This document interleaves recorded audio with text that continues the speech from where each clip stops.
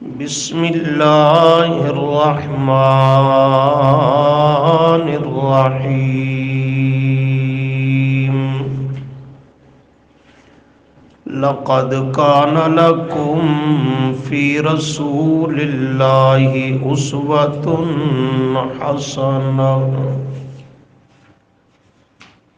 لمن كان يرجو الله۔ سبق میں رد البدعات کے عنوان پر چند ابتدائی اور تمہیدی باتیں ذکر کی گئیں، جن میں بدعت کا لفظی معنی اور شرعی معنی اور اسی طرح سنت کا لفظی معنی اور شرعی معنی ذکر کیا گیا کہ سنت کا لفظی اور لغوی معنی ہے مطلق طریقہ، قانون، دستور، عادت، کوئی بھی لفظ استعمال کرو تو یہ لفظ سنت کا لفظی اور لغوی معنی ہے، طریقہ، قانون۔ لیکن لفظ سنت کا شرعی معنی الطریقۃ المسلوکۃ فی الدین، کہ وہ راستہ جس پر نبی کریم صلی اللہ علیہ وسلم چلے اور صحابہ کرام رضی اللہ عنہم اجمعین چلے، دین کے اندر، دین کے معاملہ میں، تو اس راستے اور اس طریق کا نام ہے سنت۔ چلنے کا مطلب جو کچھ نبی کریم صلی اللہ علیہ وسلم سے بطور عبادت اور دین کے ثابت ہو، اور جو صحابہ کرام رضی اللہ عنہم سے علی وجہ العبادہ ثابت ہو، اسی ثابت شدہ چیز کا نام ہے شریعت میں سنت۔ اور بدعت کا لفظی لغوی معنی عرض کیا، نو ایجاد، نیا کام، نئی چیز، خواہ اس کا تعلق دین سے ہو یا دنیا سے ہو۔ لغوی معنی کے اعتبار سے یہ ہر نئی چیز، ہر نئی ایجاد، ہر نیا کام، ہر نیا فعل، اس سب کو شامل ہے۔ تو بدعت کا لفظی اور لغوی معنی نئی چیز، نیا کام، خواہ کوئی بھی ہو۔ لیکن شریعت میں بدعت اس راستے کو کہتے ہیں کہ جس پر نبی کریم صلی اللہ علیہ وسلم بھی نہیں چلے اور صحابہ کرام رضی اللہ عنہم بھی نہیں چلے، کیونکہ یہ سنت کا متضاد ہے۔ تو جب شریعت سنت اس راستے کو کہتی ہے جس پر نبی علیہ السلام چلے، صحابہ کرام رضی اللہ عنہم چلے، تو بدعت اس کے مد مقابل کھڑی ہے۔ تو بدعت شریعت اس چیز کو کہے گی، اس عقیدے کو کہے گی، اس عمل کو کہے گی، اس قول کو کہے گی جو نبی کریم صلی اللہ علیہ وسلم سے بھی ثابت نہ ہو، آپ کی پاک جماعت صحابہ سے بھی ثابت نہ ہو، اس چیز کا نام بدعت ہوگا۔ اس پر آپ مختصراً بحث سن چکے ہیں۔ آج ہی اسی سبق کو آگے چلاتے ہوئے اس کا اگلا مرحلہ ذکر کریں گے، بدعت کے متعلق نظریات القوم، کہ قوم کے لوگوں کے بدعت کے متعلق نظریات کتنے اور کیا کیا ہیں، تاکہ مزید اس کا تھوڑا سا तारुफ हो जाए। तो बिदअत के मुताल्लिक कौम में, हमारे मुआशरा में 3 नजरियात पाए जाते हैं, इससे बाहर और नहीं कुछ। बिदअत के मुताल्लिक लोगों के नजरियात, लोगों के तबके, वो 3 किस्म पर हैं। एक वो तबका है जो बिदअत का बड़ा वसी और खुला मफहूम लेता है, इफरात का शिकार है। इफरात का माना शय को हद से बढ़ा देना, गुलूब करना, हद से तजावुज करना, जरूरत से ज्यादा उसमें वुसअत और गुंजाइश का पैदा करना, हद से ज्यादा उसे ढील दे देना, यह है इफरात, गुलूब। एक ये नजरिया है बिदअत के मुताल्लिक कि वो लोग बिदअत को इतना वसी कर देते हैं कि कोई चीज उससे खारिज ही कोई नहीं। ये रजा खानी टोला है बरेलविया, उन्होंने बिदअत के मफहूम में तवस्सो, वुसअत पैदा की, हद से बढ़ा दिया, इफरात और गुलूब का शिकार हुए, और उन्होंने बिदअत को तकसीम कर दिया 2 हिस्सों में। कहते हैं एक बिदअत सय्यआ होती है और एक बिदअत हसना होती है। बिदअत सय्यआ बुरी बिदअत, नापसंदीदा बिदअत, बुरी बिदअत, वो कहते हैं ये तो बुरी हुई, ये तो ठीक नहीं है, ये नहीं करनी। लेकिन दूसरी किस्म बनाई बिदअत हसना, सोहनी बिदअत, खूबसूरत बिदअत, अच्छी बिदअत। अब इसका कोई पैमाना, कोई मेयार और कसवटी भी नहीं है कि इस बिदअत हसना का दायरे कार क्या है, इसका कोई मेयार उन्होंने मुतय्यन नहीं किया। किसी भी जमाने का हो, किसी भी हैसियत का हो, जो भी दीन में नया काम ईजाद कर दे, इबादत की नई शक्ल इख्तियार कर ले, और उनसे कोई पूछे कि ये क्यों करते हो, इसका कुरान, सुन्नत, सहाबा, फुकहा से कोई सबूत नहीं, तो कहते हैं सबूत नहीं, ये तो ठीक है। भाई जब सबूत नहीं तो फिर बिदअत है। कहते हैं ये भी ठीक है तो बिदअत, लेकिन तुम समझे नहीं हो, ये दरअसल बिदअत हसना है, सोहनी बिदअत। लिहाजा इसका करना मुस्तहब है, मुबाह है, जायज है। तो ये उन्होंने एक उन्वान कायम किया, और बिदअत हसना का इतना खुला ये दरवाजा रखा कि उसमें सब कुछ हजम होता चला जा रहा है, सब कुछ उसी में हजम होता चला जा रहा है। जो भी मामला करेंगे, अकीदा कोई नया घड़ेंगे, अमल कोई नया इख्तियार करेंगे, हयात और शक्ल कोई नई इख्तियार करेंगे, कोई तौर तरीका इख्तियार करेंगे, तो बस एक ही उस पर लेबल लगा देंगे, ये बिदअत हसना है, लिहाजा ठीक है। कोई भी मिसाल ले लें आप उनकी, टोटल मजहब इसी पे खड़ा है। आजान के अव्वल आखिर यही मिसाल ले लीजिए, आजान के अव्वल आखिर, या बाज जगहों पर सिर्फ अव्वल, ये जो सलात व सलाम पढ़ते हैं, एक तो तफसील में नहीं जाना चाहता, सिर्फ उनका नजरिया बतलाना चाहता हूं, वगरना बुनियाद ये है कि बिदअत में हुस्न होते ही नहीं है। ये उनकी तकसीम ही बातिल है कि बाज बिदअत बुरी हैं और बाज हसना अच्छी है, ये तकसीम ही बातिल है। ये बात अपने वक्त पे आएगी इंशाअल्लाह कि शरीयत में कोई बिदअत हसना है ही नहीं। लेकिन अब उस पर रद्द नहीं कर रहा, ये दलाइल नहीं दे रहा, अब सिर्फ ये अर्ज करना मकसूद है कि उनका नजरिया क्या है।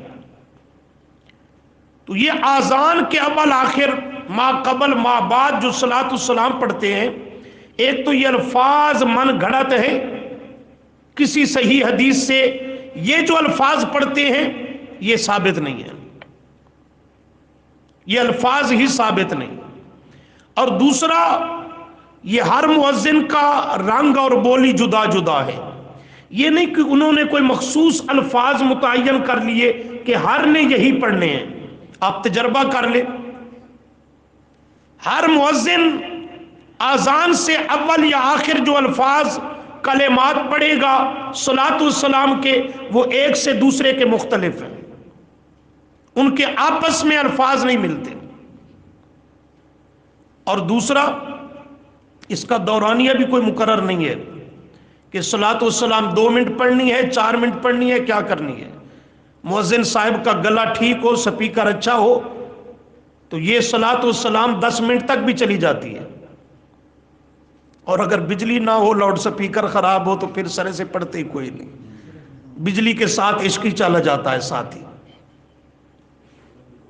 تو یہ جو انہوں نے طریقہ ایجاد کیا آذان کے اول آخر صلاۃ والسلام کا، یہ خود اس طبقے کو بھی تسلیم ہے، پڑھنے والے کو بھی، کہ اس کام کی ایجاد 781 ہجری میں ہوئی.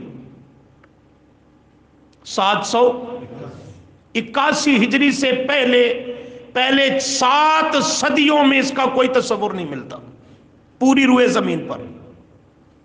اس طبقے کا بہت بڑا مفسر ہے غلام رسول سعیدی کراچی کا، اس نے تفسیر لکھی تبیان القرآن، اس میں یہ خود لکھتا ہے، یہی جو کہہ رہا ہوں یہی بات خود لکھتا ہے. 781 ہجری 8ویں صدی میں یہ کام شروع ہوا، اور کہتا ہے تو بدعت لیکن بدعت حسنہ، کہتا ہے بدعت لیکن بدعت حسنہ.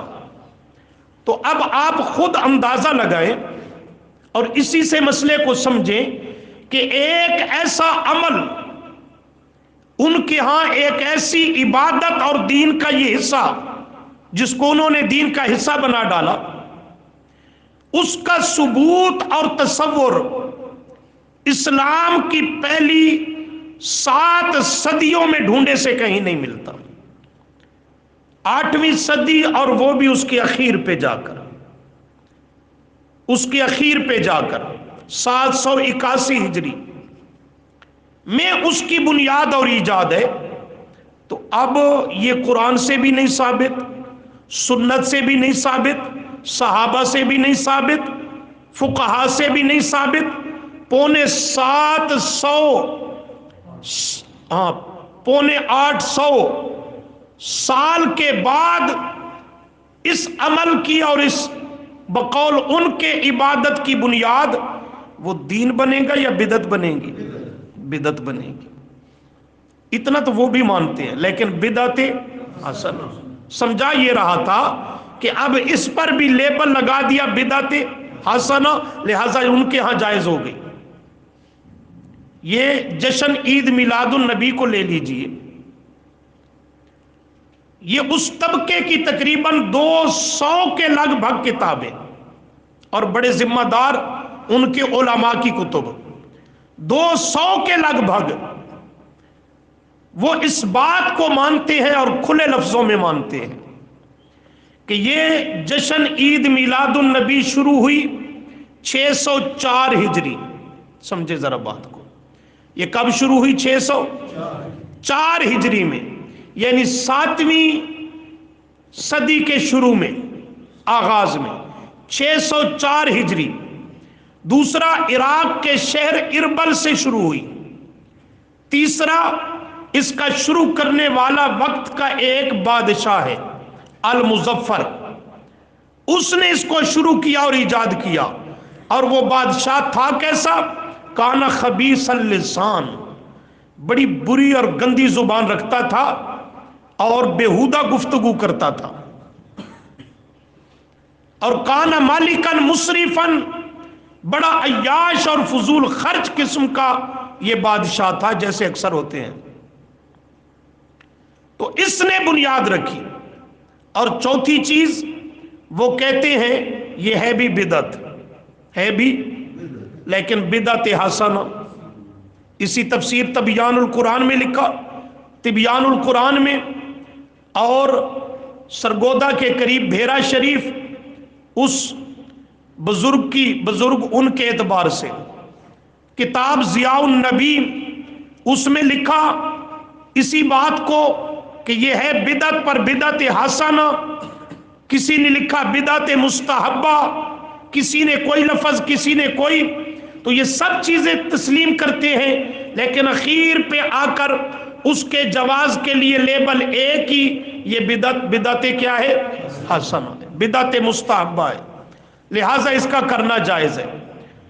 اب اس بدعت سے بھی اسلام کی پہلی 6 صدیاں، 600 سال وہ یکسر خالی نظر آتے ہیں، اس کا کوئی ثبوت نہیں۔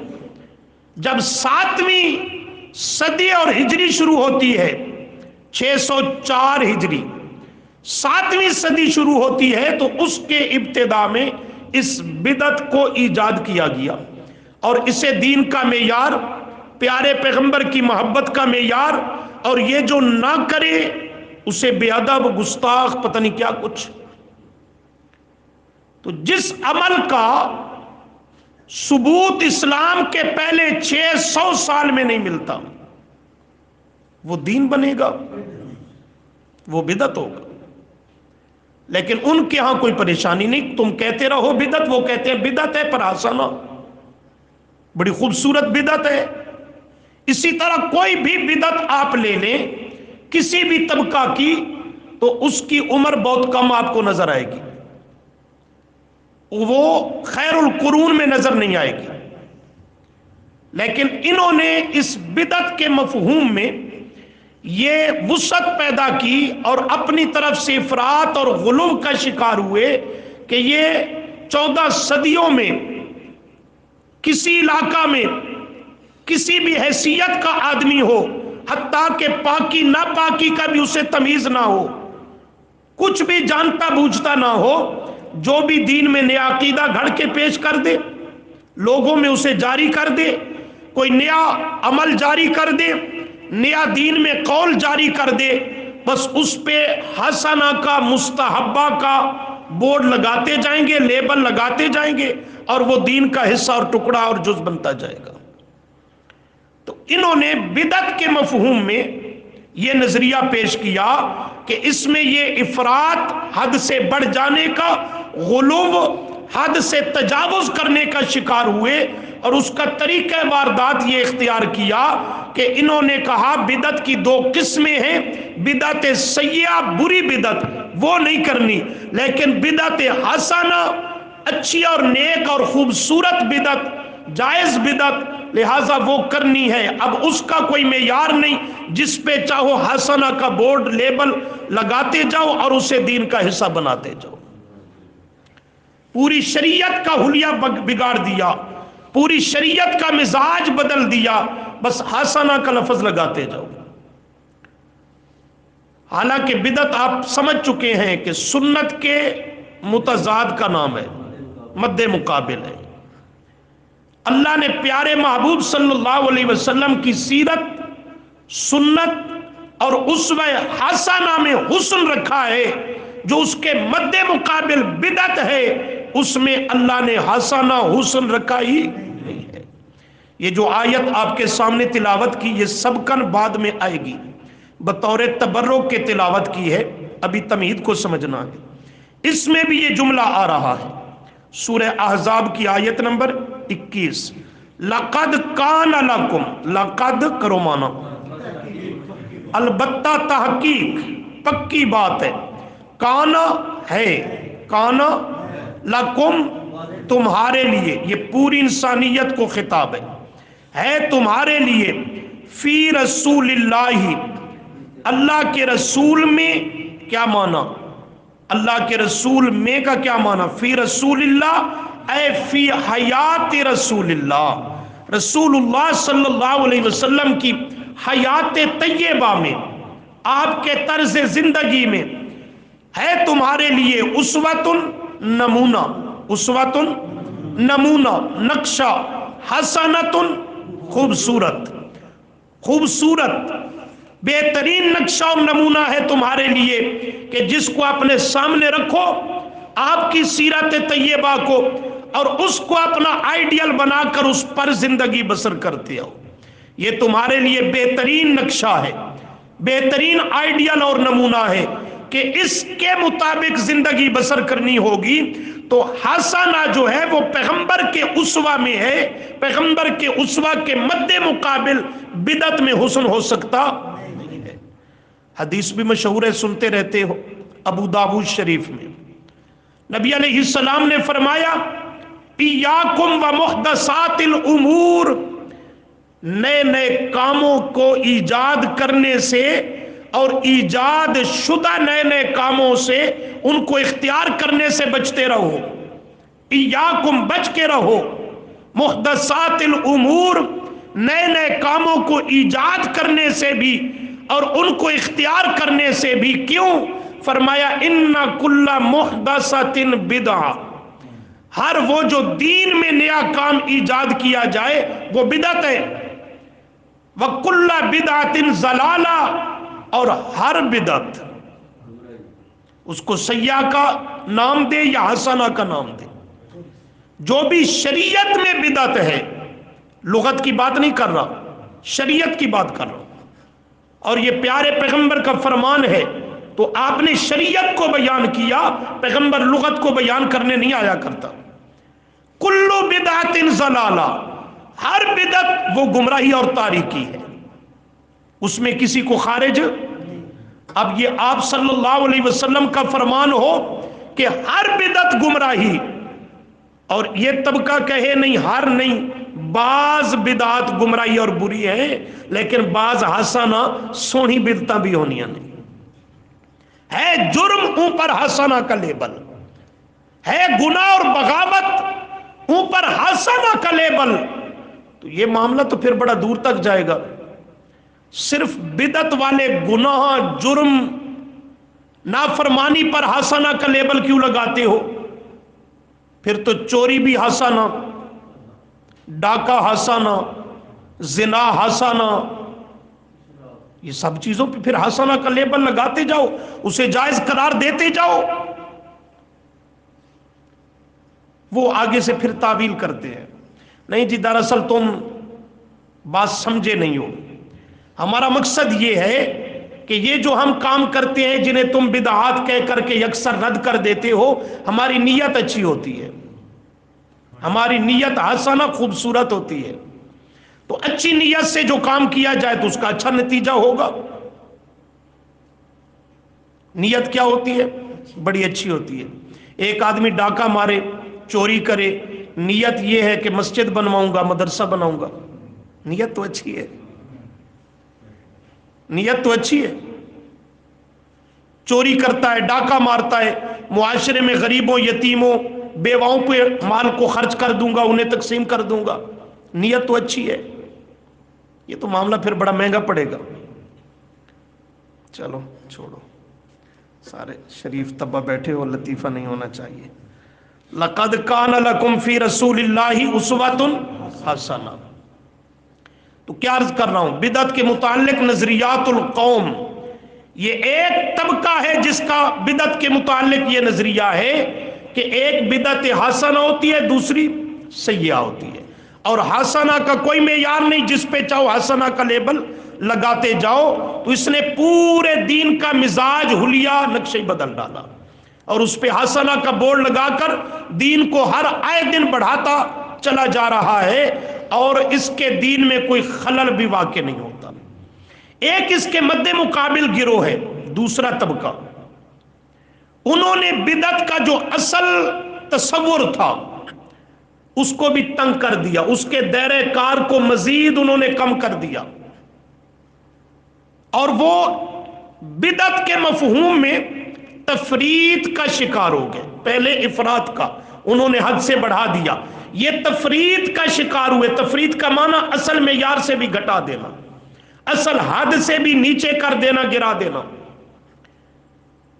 اور یہ طبقہ ہے اول، یہ ہمارا پڑوسی طبقہ، دوسرا وہ بھی ان کے ہم نوا غیر مقلدین کا، اور تیسرا طبقہ ہے مودودیوں کا۔ یہ اس ڈگر پہ یہ تینوں طبقے وہ ہمزین ہیں۔ انہوں نے بدعت کے مفہوم کو مزید تنگ کر دیا اور اصل مقام سے گرا دیا۔ ان کا کہنا یہ ہے کہ سنت صرف نبی کا عمل بن سکتا ہے، نبی سے جو دین ثابت ہے وہ سنت بن سکتا ہے، نبی کے بعد کسی بھی امتی کا سنت عمل نہیں بن سکتا۔ وہ ان پر بھی بدعت کا اطلاق کرتے ہیں۔ کیا سمجھے ہو کہ ان کے ہاں صحابہ کرام رضی اللہ عنہم بھی معیار حق، ان کا قول و فعل شریعت میں حجت اور دین بن سکتا نہیں، اور ان پر بھی وہ بدعت کا اطلاق کرتے ہیں، معاذ اللہ بدعت کا اطلاق کرتے ہیں۔ حالانکہ صحابہ کرام رضی اللہ عنہم کے متعلق پڑھ چکے ہو کہ صحابہ دین میں ہے، دین صحابہ میں ہے، اور سنت کی تعریف میں پڑھا کہ سنت شریعت میں وہ ہے جس پر نبی علیہ السلام چلے اور آپ کے صحابہ چلے، لیکن انہوں نے دشمنی اصحاب پیغمبر میں بدعت کا اطلاق صحابہ پر بھی کرنا شروع کر دیا۔ مثلا 20 رکعات نماز تراویح کو کہتے ہیں یہ بدعت عمری ہے، اس کو حضرت عمر نے جاری کیا، نبی علیہ السلام سے ثابت نہیں۔ جمعے کی دوسری آذان کو کہتے ہیں کہ یہ بدعت عثمانی ہے، حضرت عثمان نے سے شروع کیا، پیغمبر سے ثابت نہیں۔ سمجھ رہے ہیں بات کو؟ تو صحابہ کے قول و فعل پر بھی انہوں نے بدعت کا اطلاق کرنا شروع کر دیا۔ صحابہ کرام رضی اللہ عنہم کو بھی معاذ اللہ بدعتی کہنا شروع کر دیا۔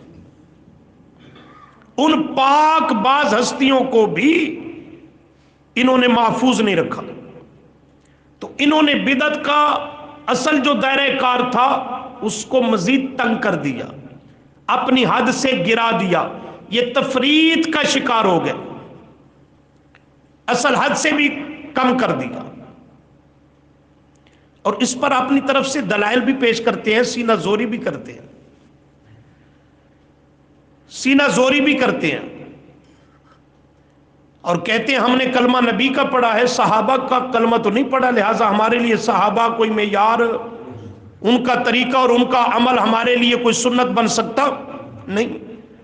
تو ان کو کہو بابا جس نبی کا کلمہ پڑھا ہے اسی نبی نے صحابہ کے طریقے کو سنت کہا ہے، نبی کا کلمہ پڑھنے کا کیا مطلب ہے؟ نبی کو بھی مان، نبی کی بھی مان، یہی مطلب ہے نبی کا کلمہ پڑھنے کا۔ وہی پیغمبر فرماتا ہے علیکم بسنتی وسنت الخلفاء الراشدین، تمہارے لیے میرا طریقہ بھی سنت ہے، میرے صحابہ خلفاء راشدین کا طریقہ بھی سنت ہے۔ تو نبی کا کلمہ پڑھا ہے تو نبی سے تو وفا کر، بات پوری ہو جائے گی۔ وہی پیغمبر فرما رہا ہے خلفاء راشدین کا طریقہ بھی تمہارے لیے سنت ہے۔ اسی نبی نے فرمایا جامع ترمذی وغیرہ میں میری امت کے 73 فرقے بنیں گے، کلہم فی النار، سب جہنمی الا ملۃ واحدہ، ایک ناجی ہوگا نجات پانے والا گروہ۔ صحابہ نے پوچھا من ہیا، وہ کون سا ہے؟ فرمایا ما انا علیہ و اصحابی، جو میرے راستے پر ہوگا بس۔ فرمایا نہیں و اصحابی، میرے صحابہ کے راستے پر بھی ہوگا۔ اگر صرف نبی کا طریقہ سنت ہے، صحابہ کا طریقہ سنت نہیں، صرف نبی کے راستے پہ چلنے پر نجات ممکن ہے، صحابہ کی اتباع ضروری نہیں، تو ما انا علیہ پہ بات ختم ہو جانی چاہیے کہ نجات وہ پائے گا جو میں آمنہ کے لال کے راستے پر ہوگا اور بس۔ لیکن پیارے پیغمبر نے بس نہیں فرمائی، فرمایا ما انا علیہ و اصحابی، نجات تب ممکن ہے کہ میرے راستے کو بھی اختیار کر، میرے صحابہ کے راستے کو بھی اختیار کر۔ قرآن کی 20 آیات آپ نے عظمت صحابہ کے عنوان میں سنی ہے۔ قرآن جا بجا حکم دیتا ہے صحابہ کی اتباع کرو، صحابہ کی، مہاجرین و انصار کی اتباع اور پیروی کرو۔ تو صحابہ کرام رضی اللہ عنہم پر بدعت کا اطلاق ہو سکتا، جو کرتا ہے خود پرلے درجے کا گمراہ اور بدعتی ہے۔ کہتے ہیں وہ جی حدیث میں آیا ہے نا کہ حضرت عمر رضی اللہ تعالی عنہ نے ایک دفعہ बाहर तशरीफ लाए रमज़ान मुबारक के दिनों में सहाबे किराम रजी अल्लाह अन्हुम को बाद जमात नमाज तरावी पढ़ते देखा तो उनका ये हसीन और खूबसूरत मंजर देखकर हजरत उमर ने फरमाया नेमतिल बिदातु हाज़िही, ये बड़ी खूबसूरत बिदत है, ये बड़ी खूबसूरत बिदत है। हदीस तो है लेकिन वहां बिदत लुग़वी माना में है, लफ्जी माना में है, शरी माना में नहीं। आप कहेंगे वो कैसे? वो इसलिए भी कि नमाज तरावी वो इबादत है जो खुद प्यारे पैगंबर से भी साबित है। एक, वो बिदत बन सकती नहीं। दूसरा, नमाज तरावी की बात जमात नमाज अगरचे 3 दिन, मगर वो भी नबी अलैहिस्सलाम से तो साबित है,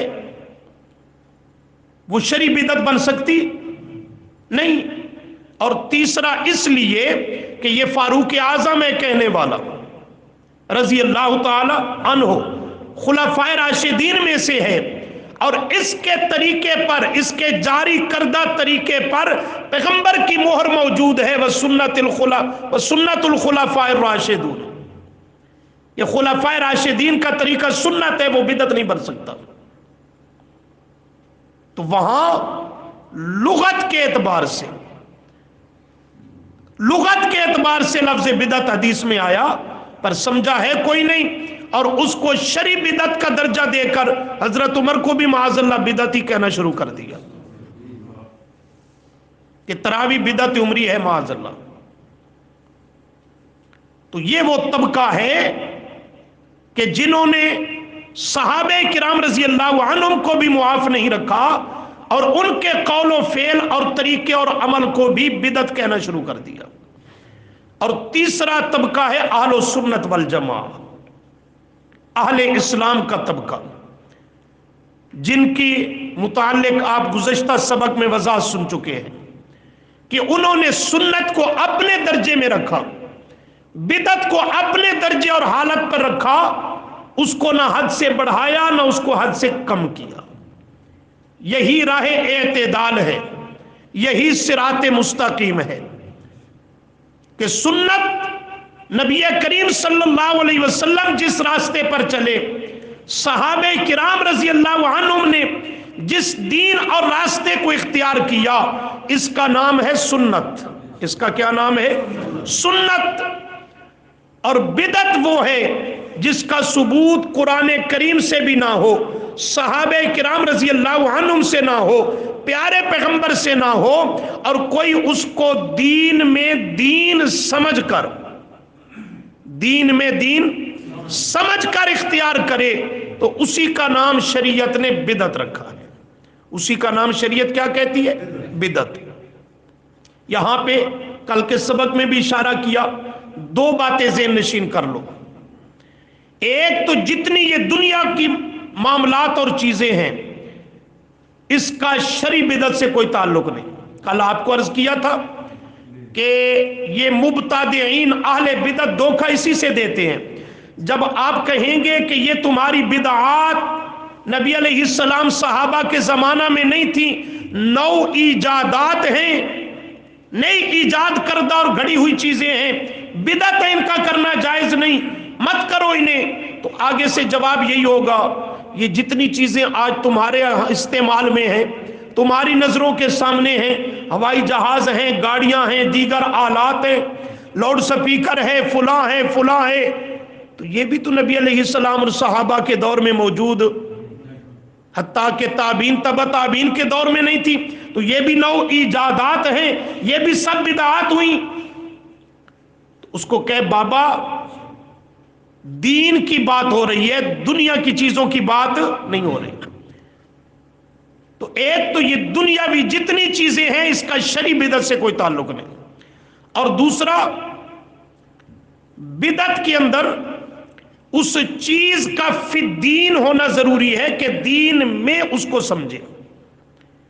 एक चीज होती है फिद्दीन, दीन में, ये बहस जरूरी नहीं पर आपके ज़हन में ज़हन नशीन करा रहा हूं, और बाज़ चीजें होती हैं लिद्दीन, दीन के लिए, फिद्दीन, दीन में। اور بعض چیزیں ہوتی ہیں دین کے لیے، للدین، دین کے لیے۔ جو چیزیں دین کے لیے ہیں ان کا اختیار کرنا یہ بدعت نہیں ہوگا۔ دین میں جو اضافہ ہوگا اس کا نام بدعت ہوگا۔ بس سمجھ آ رہی ہے؟ کیسے؟ ایک آدمی ہے ننگے فرش پہ نماز پڑھ رہا ہے، پڑھے گا وہ بھی عشاء کے 4 فرض 4 رکعات۔ ایک آدمی ہے اس نے ذرا سہولت کو اختیار کیا کہ اس نے جائے نماز، مصلی، چٹائی بچھا لی، اس پر نماز پڑھ رہا ہے۔ اب اس مصلی کو، قالین کو، کارپیٹ کو، جائے نماز کو وہ دین میں سمجھتا ہے، دین کے لیے اسے سہولت کے طور پر اختیار کر۔ یہ لاؤڈ سپیکر ہم استعمال کر رہے ہیں، یہ دین میں ہے، یہ دین کے لیے ہے، یہ فی الدین نہیں، یہ للدین ہے، یہ دین کے لیے ہے، ایک سہولت ہے۔ تو یہ چیز بدعت کی تعریف سے نہیں خارج ہوگی، بدعت نہیں بنے گی۔ صحیح بخاری میں حدیث ہے ام المؤمنین حضرت عائشہ صدیقہ رضی اللہ تعالی عنہا سے، یہ بعد میں بھی سب کا آئے گی پر یہاں اس کو ذکر کرنا بھی ضروری ہے۔ وہ فرماتی ہیں نبی کریم صلی اللہ علیہ وسلم نے فرمایا من احدث فی امرنا ھذا ما لیس منہ فہو رد۔ من احدث، جس نے نیا کام، نیا عمل، نئی چیز، نیا عقیدہ گھڑ لیا، اختیار کر لیا، فی امرنا اے فی دیننا، ہمارے دین میں، ہمارے لی امرنا نہیں ہے کہ ہمارے دین کے لیے، بلکہ فی امرنا، یہاں امر سے مراد دین ہے، فی امرنا ہمارے دین میں اس نے نیا عمل، نیا طریقہ، نیا عقیدہ، قول گھڑ لیا، ما لیس منہ، جس پر پہلے سے کوئی سند، ثبوت، پروف موجود نہیں، فہو رد، وہی مردود، واجب الرد ہے، وہ مردود ہے، رد کیا ہوا، وہ اللہ کے ہاں مقبول نہیں ہوگا، کہ اسی کا نام بدعت ہے، اسی کا نام بدعت ہے۔ تو یہ بدعت کا معنی شرعی ہے کہ خواہ کوئی عقیدہ ہو، قول ہو، عمل ہو، کہ اس کو اختیار کرے دین میں، باعث اجر سمجھے، نیکی سمجھے، ثواب کا کام سمجھے، اس پہ اجر کی امید رکھتا ہو، اور اس کو دین میں اختیار کرتا ہے، حالانکہ اس کا نبی علیہ السلام کی شریعت سے ثبوت نہیں، اسی کو شریعت بدعت کہے گی، اسی کو شریعت بدعت کہے گی۔ اور سنت وہ ہے جو نبی علیہ السلام سے ثابت ہے، صحابہ کرام رضی اللہ عنہم سے ثابت ہے، اسی سے ہے اہل السنت والجماعت، اہل السنت سنت جو پیارے پیغمبر سے ثابت ہے۔ اور اس کے مد مقابل جب جماعت کی بات آئے تو جماعت سے مراد اصحاب پیغمبر ہے۔ ما انا علیہ و اصحابی، ما انا علیہ سنت ہے، اصحابی اس سنت پہ چلنے والی جماعت صحابہ کی ہے۔ تو نبی علیہ السلام اور صحابہ کے طریقے پر چلنے والا آج وہ اہل سنت ہے، آج وہ اہل سنت ہے۔ اور جو پیارے پیغمبر کے طریقے سے ہٹ گیا یا صحابہ کے راستے سے ہٹ گیا، وہ اہل سنت بھی نہیں، الجماعہ بھی نہیں ہے۔ لیکن ہمارے معاشرہ میں گنگا الٹی بہتی ہے، جس کے 24 گھنٹہ زندگی وہ گزرتی ہی بدعات پر ہے، تو وہ اپنے آپ کو سنی کہلاتا ہے، سنی کہلاتا ہے۔ حالانکہ سنی تو وہ ہے جو بدعت کے قریب بھی نہیں جاتا، وہ سنت پر عمل کرتا ہے۔ تو آج کے سبق میں کیا سمجھے ہو؟ بدعت کے متعلق قوم کے نظریات کیا کیا ہیں اور کتنے ہیں؟ 3۔ قوم کے نظریات کتنے ہیں؟ 3۔